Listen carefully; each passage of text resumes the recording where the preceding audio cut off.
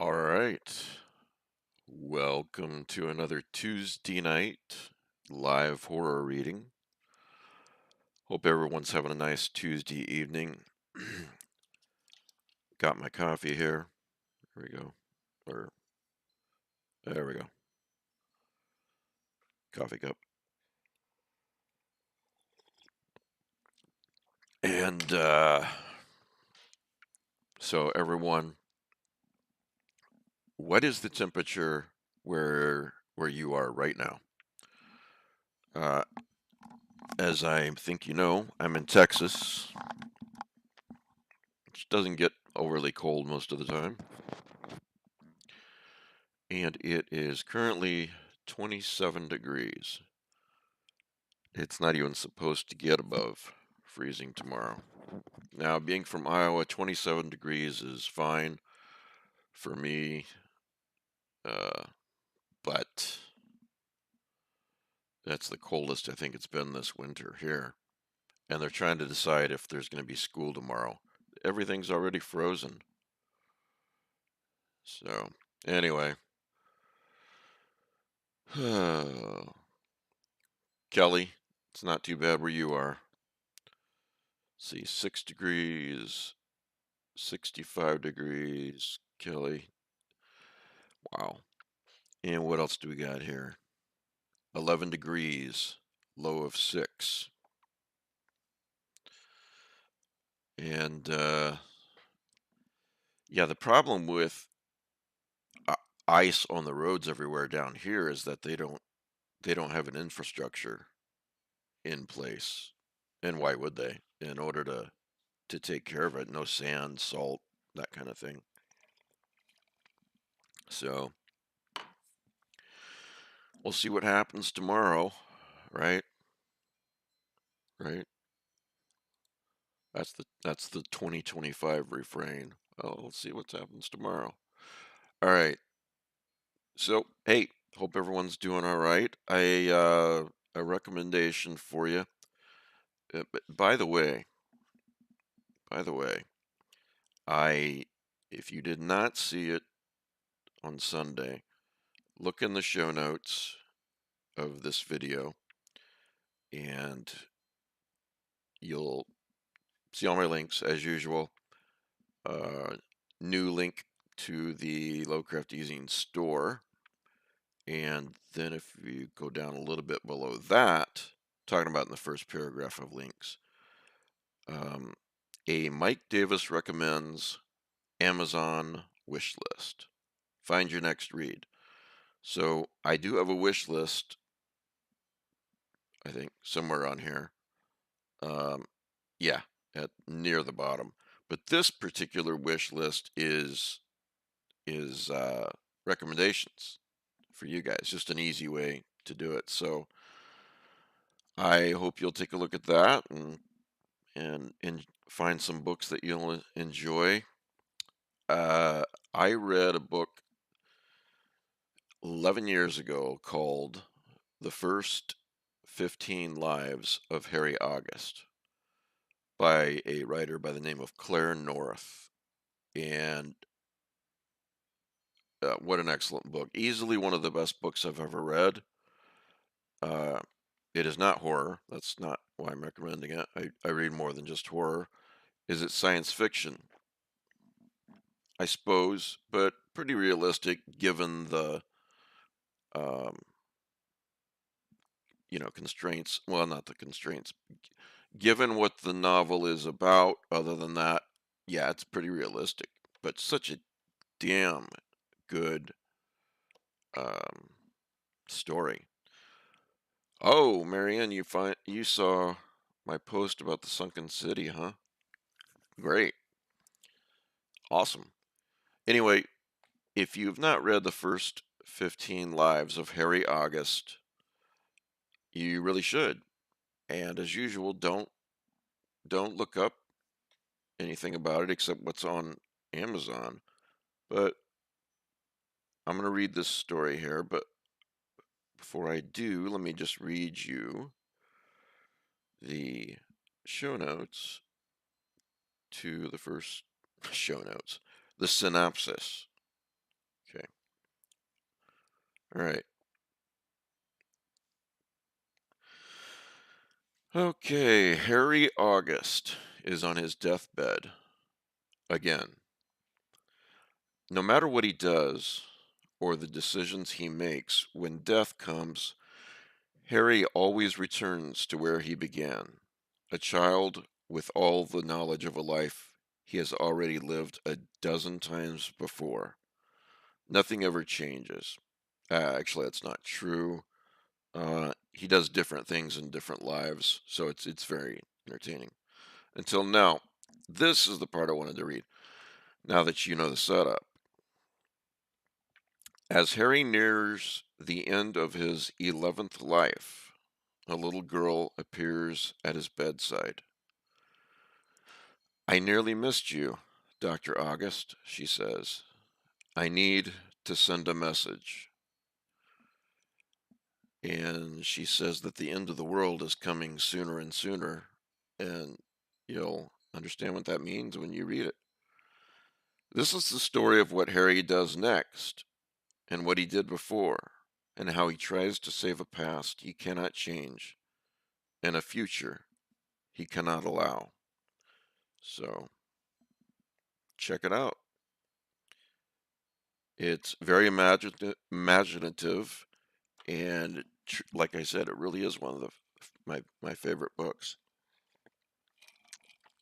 I need to reread it because 11 years is too long.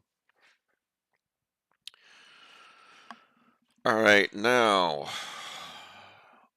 while you're while you're listening to the night ocean, two things. I may not get through the whole thing. If I don't, then I will resume it next Tuesday night at the same spot. Second thing, the the Night Ocean is by R.H. Barlow and H.P. Lovecraft, and it is one of those stories that I really, really love. Very atmospheric and hints at some grim slash incredible, horrific, awesome something behind the curtain of reality, okay? Or what the protagonist thinks is reality. And I say that because I love stories like that and I can't get enough of them. So if you have any recommendations for me for stories that not that aren't like the Night Ocean, but that have that same effect, you know what I mean? Um, then I would take your recommendations. I'd love them. So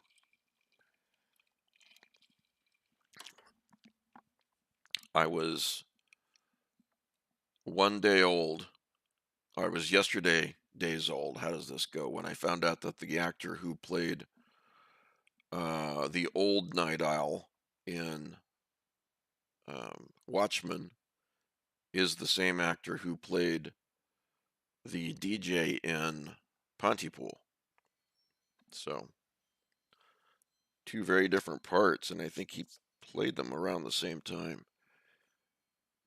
I forget his name, but he sure did a damn good job in Pontypool, didn't he? Anyway, how about some Night Ocean? All right.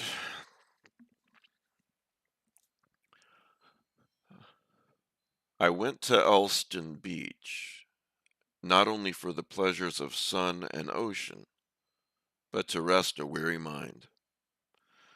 Since I knew no person in the little town, which thrives on summer vacationists and presents only blank windows during most of the year, there seemed no likelihood that I might be disturbed. This pleased me, for I did not wish to see anything but the expanse of pounding surf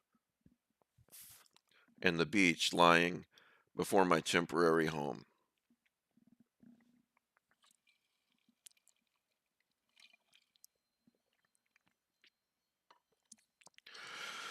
My long work of the summer was completed when I left the city, and the large mural design produced by it had been entered in the contest.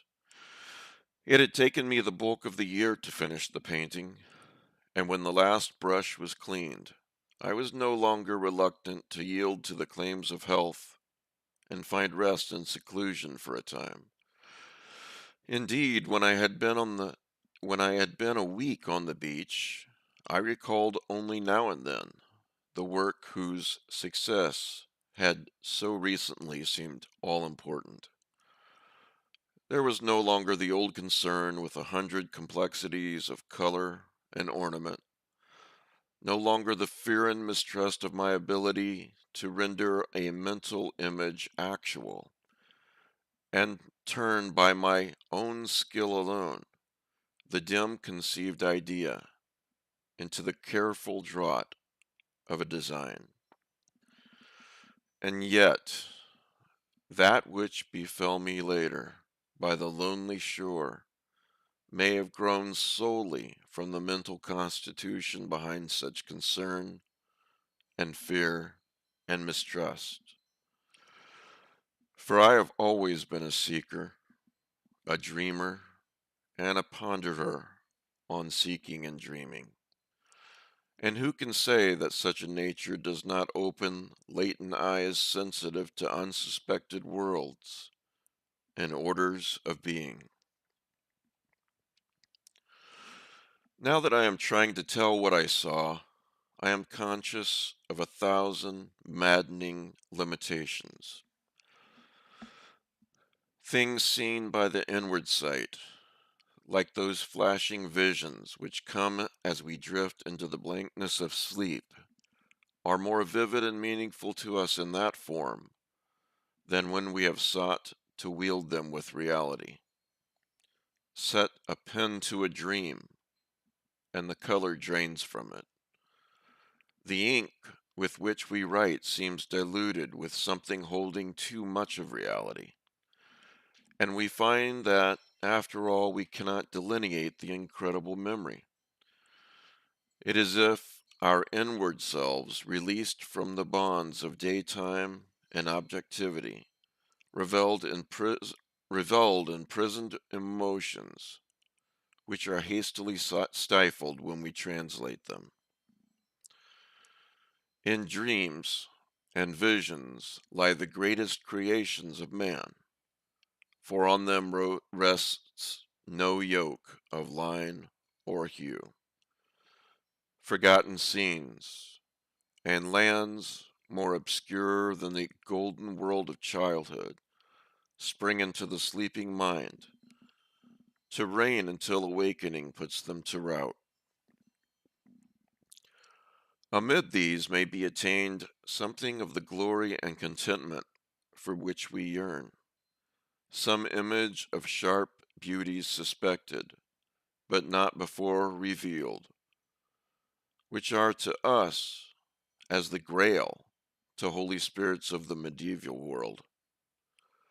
To shape these things on the wheel of art, to seek to bring some fated trophy from that intangible realm of shadow and gossamer, requires equal skill and memory. For although dreams are in all of us, few hands may grasp their moth wings without tearing them.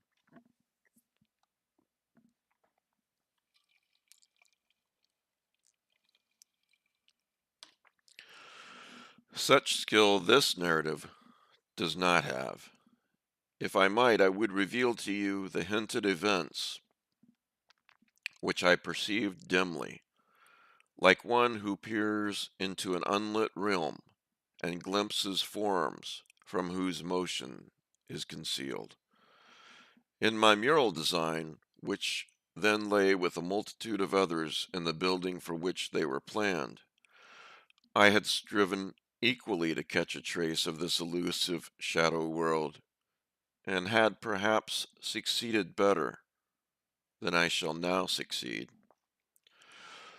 My stay in Elston was to await the judging of that design,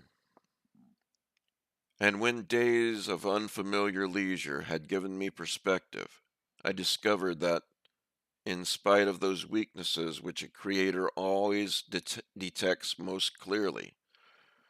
I had indeed managed to retain, in line and color, some fragments snatched from the endless world of imagining.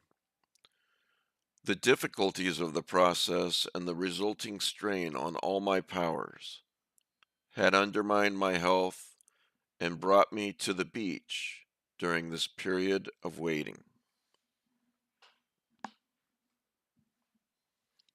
Checking on Jupiter. Since I wished to be wholly alone, I rented, to the delight of the incredulous owner, a small house some distance from the village of Elston, which, because of the waning season, was alive with a moribund bustle of tourists, uniformly uninteresting to me. The house, dark from the sea wind, though it had not been painted, was not even a satellite of the village, but swung below it on the coast like a pendulum beneath a still clock, quite alone upon a hill of weed-grown sand.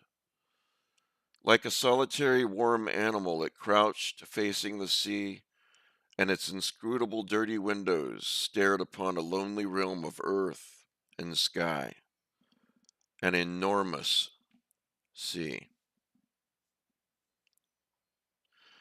It will not do to use too much imagining in a narrative whose facts, could they be augmented and fitted into a mosaic, would be strange enough in themselves. But I thought the little house was lonely when I saw it, and that, like myself, it was conscious of its meaningless nature before the great sea. I took the place in late August, arriving a day before I was expected, and encountering a van and two working men unloading the furniture provided by the owner.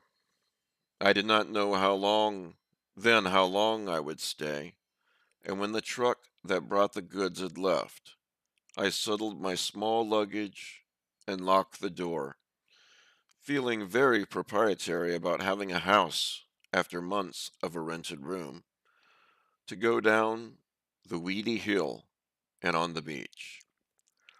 Since it was quite square and had but one room, the house required little exploration. Two windows in each side provided a great quantity of light, and somehow a door had been squeezed in as an afterthought on the oceanward wall. The place had been built about 10 years previously, but on account of its distance from Elston Village was difficult to rent even during the active summer season. There being no fireplace, it stood empty and alone from October until far into the spring. Though actually less than a mile below Elston, it seemed more remote, since a bend in the coast caused one to see only grassy dunes in the direction of the village.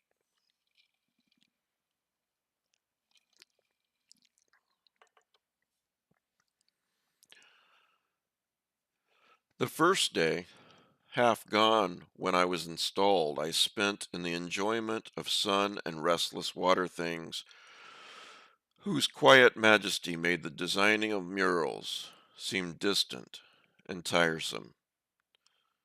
But this was the natural reaction to a long concern with one set of habits and activities. I was through with my work, and my vacation was begun. This fact, while elusive for the moment, showed in everything which surrounded me that afternoon of my arrival, and in the utter change from old scenes. There was an effect of bright sun upon a shifting sea of waves, whose mysteriously impelled curves were strewn with what appeared to be rhinestone. Perhaps a watercolor might have caught the solid masses of intolerable light which lay upon the beach, where the sea mingled with the sand. Although the ocean bore her own hue, it was dominated wholly and incredibly by the enormous glare. There was no other person near me, and I enjoyed the spectacle without the annoyance of any alien object upon the stage. Each of my senses was touched in a different way, but sometimes it seemed that the roar of the sea was akin to that great brightness, or as if the waves were glaring instead of the sun, each of these being so vigorous and insistent that impressions coming from them were mingled. Curiously, I saw no one bathing near my little square house during that or succeeding afternoons, though the curving shore included a wide beach even more inviting than at the village, where the surf was dotted with random figures. I supposed that this was because of the distance, and because there had never been other houses below the town. Why this unbuilt stretch existed I could not imagine, since many dwellings straggled along the northward coasts, facing the sea with aimless eyes.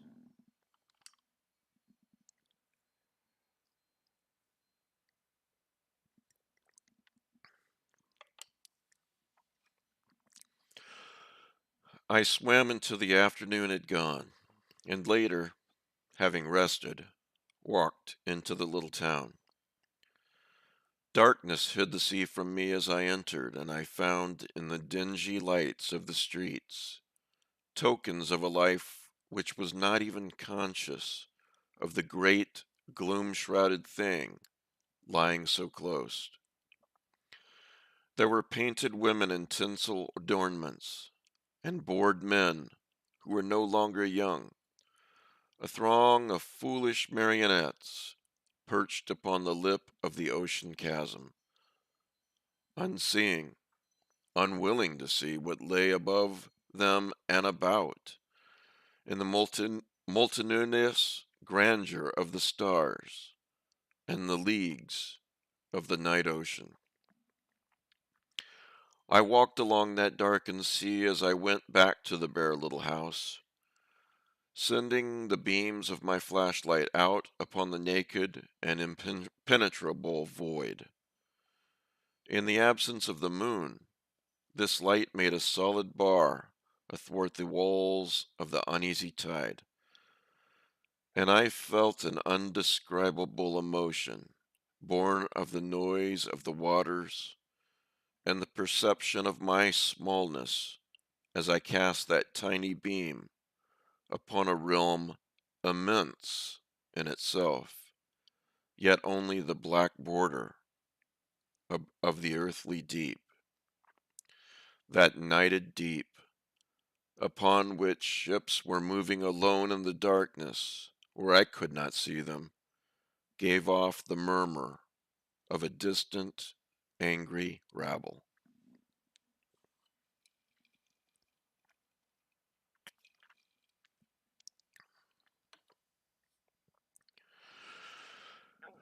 When I reached my high residence, I knew that I had passed no one during the mile's walk from the village, and yet there somehow lingered an impression that I had been all the while accompanied by the spirit of the lonely sea.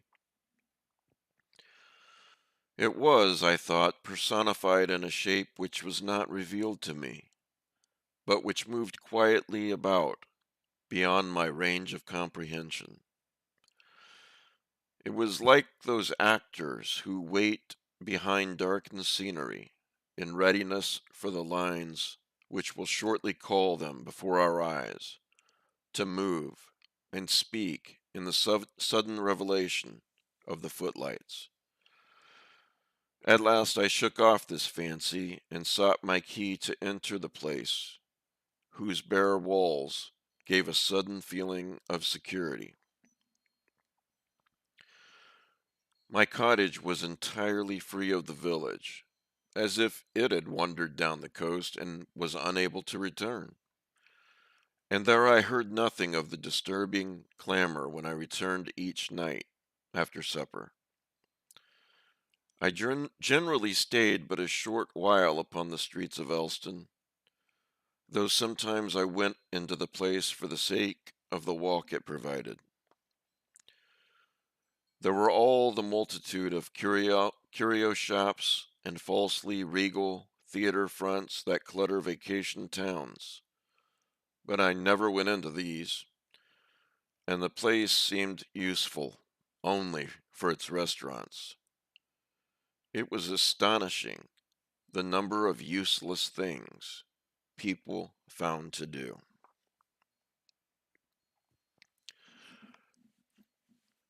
There was a succession of sun-filled days at first. I rose early and beheld the gray sky agleam with promise of sunrise, a prophecy fulfilled as I stood witness. Those dawns were cold, and their colors faint in comparison to that uniform radiance of day which gives to every hour the quality of white noon. That great light, so apparent the first day, made each succeeding day a yellow page in the book of time. I noticed that many of the beach people were displeased by the inordinate sun, whereas I sought it. After gray months of toil, the lethargy induced by a physical existence in a region governed by the simple things, the wind and light and water, had a prompt effect on me, and since I was anxious to continue this healing process, I spent all my time outdoors in the sunlight. This induced a state at once impassive and submissive, and gave me a feeling of security against the ravenous night. As darkness is akin to death, so is light to vitality. Through the heritage, through the heritage of a million years ago, when men were closer to the mother sea, and when the creatures of which we are born lay languid in the shallow, sun-pierced water, we still seek today the primal things when we are tired, steeping ourselves within their lulling security, like those early half mammals which had not yet ventured upon the oozy land.